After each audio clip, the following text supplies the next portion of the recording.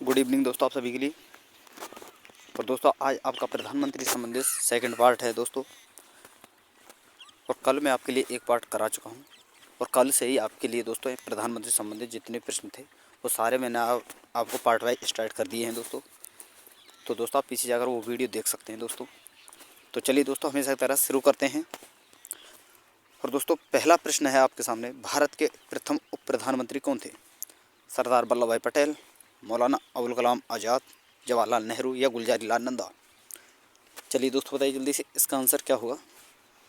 और दोस्तों जो भाई हमारी वीडियो पहली बार विजिट कर रहे हैं तो प्लीज़ उनसे रिक्वेस्ट है दोस्तों, चैनल को सब्सक्राइब करके लाइक करके और दोस्तों ऑल वाला बेल आइकन जरूर दबाएं ताकि दोस्तों हमारे आने वाली हर वीडियो का नोटिफिकेशन सबसे पहले आपके पास पहुंच सके। तो चलिए दोस्तों बताइए जल्दी से इसका आंसर क्या होगा, प्रथम उप प्रधानमंत्री कौन थे?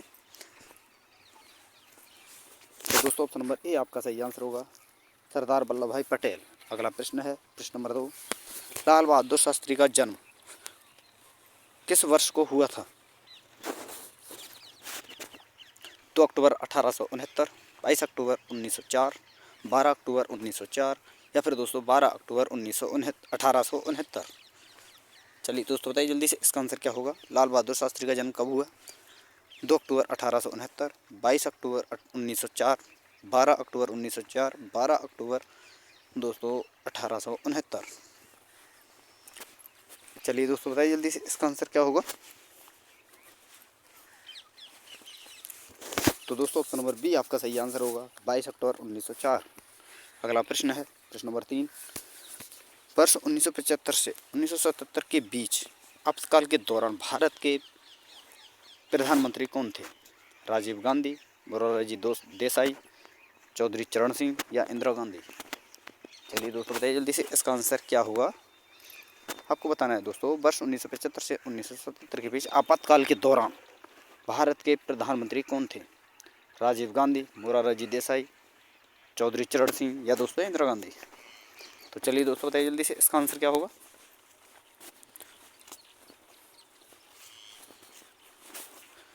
तो दोस्तों ऑप्शन नंबर डी आपका सही आंसर होगा, इंदिरा गांधी। अगला प्रश्न है प्रश्न नंबर 4, निम्न में से कौन सा राजनेता सबसे पहले राज्य का मुख्यमंत्री और फिर भारत का प्रधानमंत्री बना?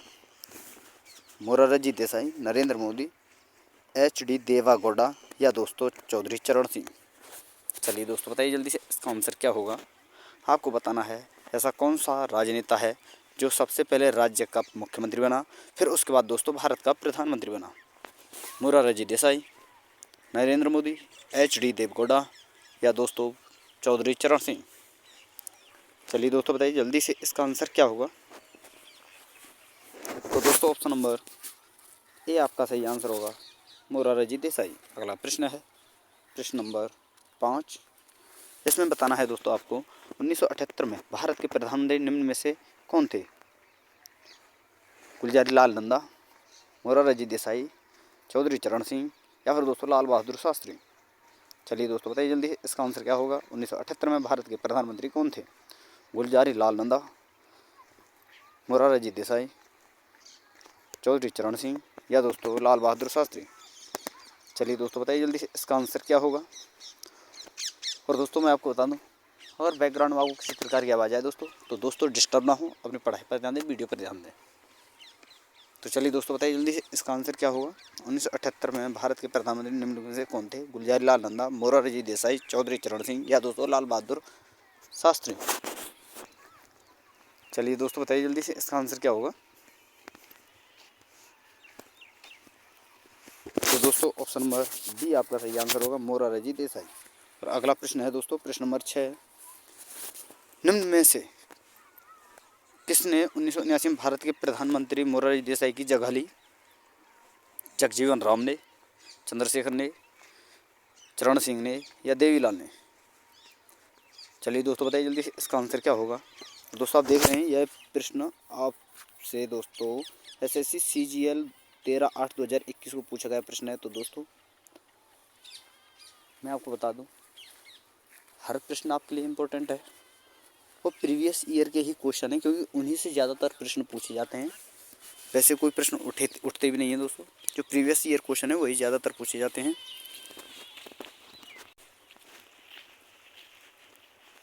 और दोस्तों मैं आपको बता दूं,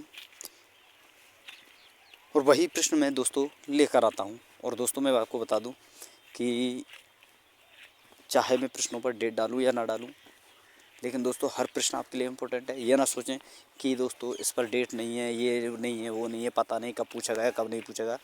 तो दोस्तों हर प्रश्न प्रीवियस ईयर का ही प्रश्न होता है मेरा, क्योंकि दोस्तों जिन प्रश्नों की ज़्यादातर संभावना होती है उन्हें ही लेकर मैं आता हूँ। तो दोस्तों कंटेंट पर कोई कमी नहीं होगी दोस्तों, खाली आपको सिर्फ मेहनत करनी है और अच्छी मेहनत करनी है। तो चलिए दोस्तों बताइए जल्दी से, इसका आंसर क्या होगा? किसने 1979 में भारत के प्रधानमंत्री मोरारजी देसाई की जगह ली? जगजीवन राम, चंद्रशेखर, चरण सिंह या दोस्तों देवीलाल? तो दोस्तों ऑप्शन नंबर सी आपका सही आंसर होगा, चरण सिंह। और अगला प्रश्न है प्रश्न नंबर 7। वह प्रधानमंत्री कौन हैं जिन्होंने अपने कार्यकाल के दौरान संसद के अधिवेशन यानी सत्र में भाग नहीं लिया? ए बी वाजपेयी यानी अटल बिहारी वाजपेयी, चंद्रशेखर, बीपी सिंह चौधरी, चरण सिंह। चलिए दोस्तों बताइए जल्दी से, इसका आंसर क्या होगा? ऐसे प्रधान कौन से हैं जिन्होंने दोस्तों अपने कार्यकाल के दौरान संसद के अधिवेशन किसी भी अधिवेशन सत्र में भाग नहीं लिया? ये आपको बताना है। और ऑप्शन है दोस्तों अटल बिहारी वाजपेयी, चंद्रशेखर, बीपी सिंह या चौधरी चरण सिंह। चलिए दोस्तों बताइए जल्दी से, इसका आंसर क्या होगा? तो दोस्तों ऑप्शन नंबर डी आपका सही आंसर होगा, चौधरी चरण सिंह। अगला प्रश्न है प्रश्न नंबर 8। जब राजीव गांधी के प्रधानमंत्री पद की शपथ ली थी उस समय भारत के राष्ट्रपति कौन थे? ज्ञानी जैल सिंह, आर वेंकटरमन या दोस्तों शंकर दयाल शर्मा या दोस्तों एन संजीव रेड्डी? चलिए दोस्तों बताइए जल्दी से, इसका आंसर क्या होगा? राजीव गांधी के प्रधानमंत्री शपथ के समय भारत के राष्ट्रपति कौन थे? Giani Zail Singh, R Venkataraman, Shankar Dayal Sharma, N Sanjiva Reddy? बताइए दोस्तों इसका आंसर क्या होगा? तो दोस्तों ऑप्शन नंबर ए आपका सही आंसर होगा, ज्ञानी जैल सिंह। अगला प्रश्न है प्रश्न नंबर 9। वह प्रधानमंत्री कौन था जिसे संसद के मतदान द्वारा अपदस्थ कर दिया गया था? इंदिरा गांधी, मोरारजी देसाई, बीपी सिंह या चंद्रशेखर? चलिए दोस्तों बताइए जल्दी से, इसका आंसर क्या होगा? वह प्रधानमंत्री कौन था जिसे संसद के मतदान द्वारा अपदस्थ कर दिया गया था?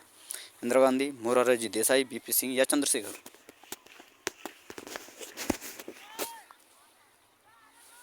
तो दोस्तों ऑप्शन नंबर सी आपका सही आंसर होगा, बीपी सिंह। अगला प्रश्न है प्रश्न नंबर 10।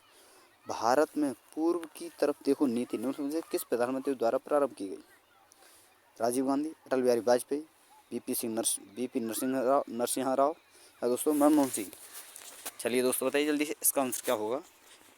पूर्व की ओर देखो, पूर्व की तरफ देखो नीति किसने प्रारंभ की दोस्तों? और उस प्रधानमंत्री का आपको नाम बताना है। और दोस्तों प्रधानमंत्री हैं आपके ऑप्शन हैं दोस्तों राजीव गांधी, अटल बिहारी वाजपेयी, पीवी नरसिंहा राव या दोस्तों मनमोहन सिंह? चलिए दोस्तों बताइए जल्दी से, इसका आंसर क्या होगा? तो दोस्तों ऑप्शन नंबर सी आपका सही आंसर होगा, पीवी नरसिंहा राव। अगला प्रश्न है प्रश्न नंबर 11। भारत के कौन से पूर्व प्रधानमंत्री को आधुनिक भारत के चाणक्य के रूप में जाना जाता है?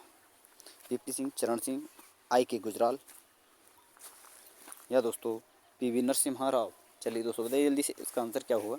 किस प्रधानमंत्री को आधुनिक भारत का चाणक्य के रूप में जाना जाता है? बीपी सिंह, चरण सिंह, इंद्र कुमार गुजराल या दोस्तों पीवी नरसिम्हा राव? चलिए दोस्तों बताइए जल्दी से, इसका आंसर क्या होगा? तो दोस्तों ऑप्शन नंबर डी आपका सही आंसर होगा, पीवी नरसिम्हा राव। अगला प्रश्न है प्रश्न नंबर 12। भारतीय आर्थिक सुधारों का जनक का नाम बताइए? पीवी नरसिम्हा राव, नरेंद्र मोदी, मनमोहन सिंह, यशवंत सिन्हा? चलिए दोस्तों बताइए जल्दी से, किस प्रधानमंत्री को भारतीय आर्थिक सुधारों के जनक का भारतीय आर्थिक सुधारों का जनक कहा जाता है? पीवी नरसिम्हा राव, नरेंद्र मोदी, मनमोहन सिंह या यशवंत सिन्हा? चलिए दोस्तों बताइए जल्दी से, इसका आंसर क्या होगा?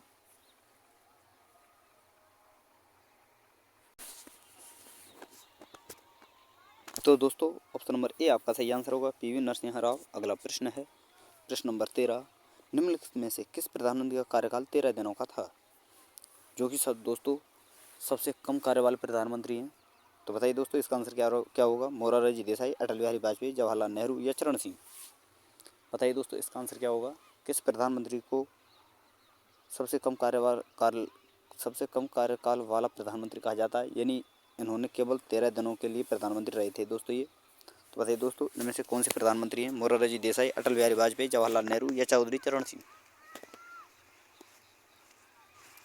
तो दोस्तों ऑप्शन नंबर बी आपका सही आंसर होगा, अटल बिहारी वाजपेयी। अगला प्रश्न है प्रश्न नंबर 14 आपको बताना है दोस्तों, किस भारतीय प्रधानमंत्री ने वर्ष 1999 शांति घोषणा पर हस्ताक्षर करने के लिए लाहौर की बस यात्रा की?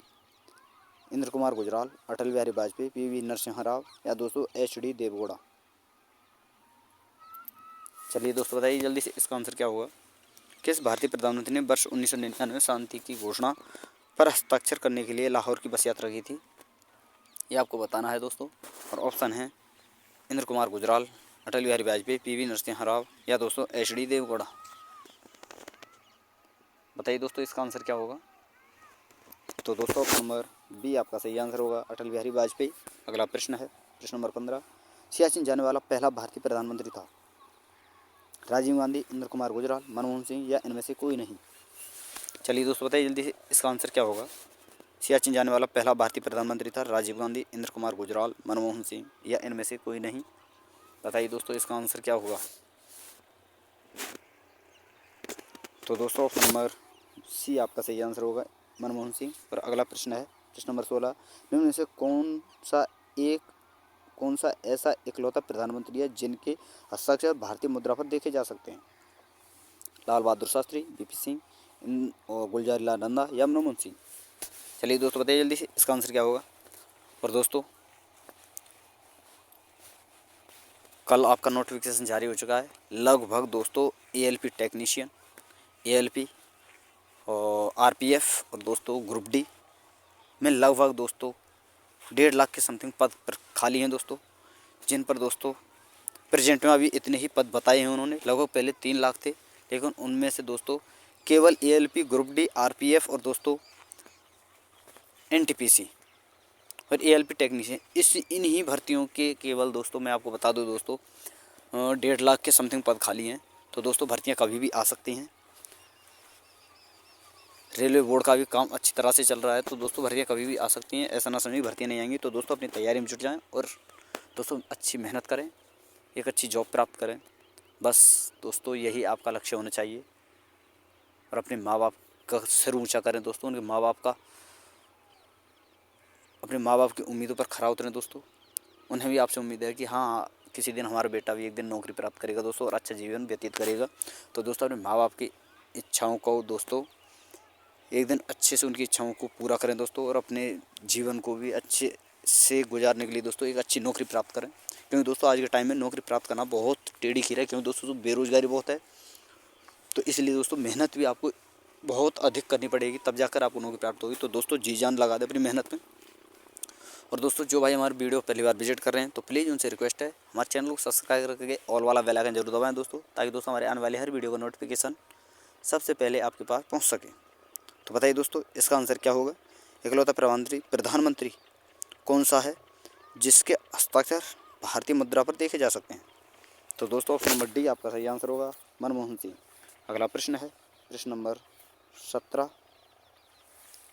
नरेंद्र मोदी भारत के कौन से प्रधानमंत्री? 5वें, 10वें, 14वें या 18वें?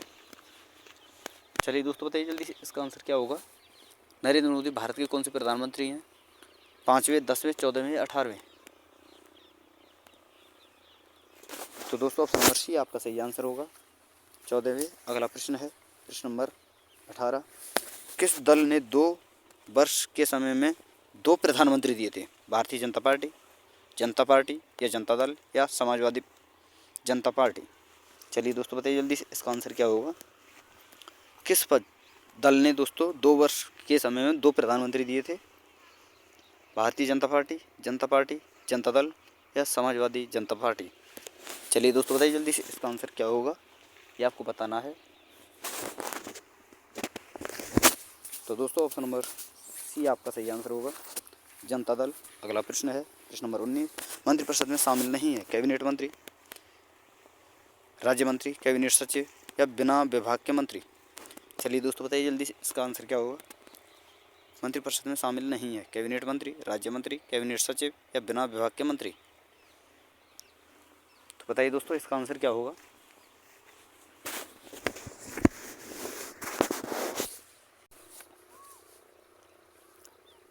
तो दोस्तों ऑप्शन नंबर सी आपका सही आंसर होगा, कैबिनेट सचिव। अगला प्रश्न है प्रश्न नंबर 20, संसदीय प्रणाली के तहत राष्ट्रीय स्तर पर सरकार कौन चलाता है? राष्ट्रपति और प्रधानमंत्री, राष्ट्रपति, प्रधानमंत्री, प्रधानमंत्री और मंत्रिपरिषद। चलिए दोस्तों बताइए जल्दी से, राष्ट्रीय स्तर पर सरकार कौन चलाता है? राष्ट्रपति और प्रधानमंत्री, राष्ट्रपति, प्रधानमंत्री, प्रधानमंत्री और राष्ट्रपति। तो दोस्तों ऑप्शन नंबर डी आपका सही आंसर होगा, प्रधानमंत्री और राष्ट्रपति। प्रधानमंत्री और दोस्तों मंत्रिपरिषद। अगला प्रश्न है प्रश्न नंबर 21, भारतीय राजनीतिक व्यवस्था में वास्तविक कार्यपालक शक्ति किस में निहित होती है? प्रधानमंत्री और उनकी मंत्रिपरिषद, उपराष्ट्रपति, राज्यपाल या राष्ट्रपति। बताइए दोस्तों, वास्तविक कार्यपालिका की शक्ति किस में निहित होती है? प्रधानमंत्री और उनकी मंत्रिपरिषद, उपराष्ट्रपति, राज्यपाल या राष्ट्रपति। बताइए दोस्तों इसका आंसर क्या होगा? तो दोस्तों ऑप्शन नंबर ए आपका सही आंसर होगा, प्रधानमंत्री और मंत्रिपरिषद। अगला प्रश्न है प्रश्न नंबर 22, भारत के संविधान के किस अनुच्छेद में यह वर्णित है कि एक मंत्रिपरिषद होगी और जिसका प्रमुख प्रधानमंत्री होगा? अनुच्छेद 74 का भाग 1, अनुच्छेद 44, अनुच्छेद 34, अनुच्छेद 21 का भाग 1। बताइए दोस्तों इसका आंसर क्या होगा? किस अनुच्छेद में यह कहा गया है कि एक मंत्रिपरिषद होगी और उसका प्रमुख प्रधानमंत्री होगा? अनुच्छेद 74 का भाग 1, अनुच्छेद 44, अनुच्छेद 34 या फिर दोस्तों अनुच्छेद 21 का भाग 1। बताइए दोस्तों इसका आंसर क्या होगा? तो दोस्तों ऑप्शन नंबर ए आपका सही आंसर होगा, अनुच्छेद 74 का भाग 1। अगला प्रश्न है प्रश्न नंबर 23, मंत्रिपरिषद की बैठक की अध्यक्षता कौन करता है? प्रधानमंत्री, राष्ट्रपति, मंत्रिमंडल सचिव, लोकसभा अध्यक्ष। बताइए दोस्तों, मंत्रिपरिषद की बैठक की अध्यक्षता कौन करता है? प्रधानमंत्री, राष्ट्रपति, मंत्रिमंडल सचिव या लोकसभा अध्यक्ष। तो दोस्तों ऑप्शन नंबर ए आपका सही आंसर होगा, प्रधानमंत्री। और अगला प्रश्न है प्रश्न नंबर 24, सरकार की मंत्रिमंडल प्रणाली की सबसे महत्वपूर्ण विशेषता है? वह व्यक्तिगत उत्तरदायित्व होती है, वह सामूहिक उत्तरदायित्व होती है, वह किसी का भी उत्तरदायित्व नहीं करती या फिर दोस्तों गैर उत्तरदायित्व होती है। बताइए दोस्तों इसका आंसर क्या होगा? आपको बताना है दोस्तों, मंत्रिमंडल की सबसे महत्वपूर्ण विशेषता क्या है? वह व्यक्तिगत उत्तरदायित्व होती है, सामूहिक उत्तरदायित्व होती है या फिर दोस्तों किसी का भी उत्तरदायित्व नहीं करती या फिर दोस्तों गैर उत्तरदायित्व होती है।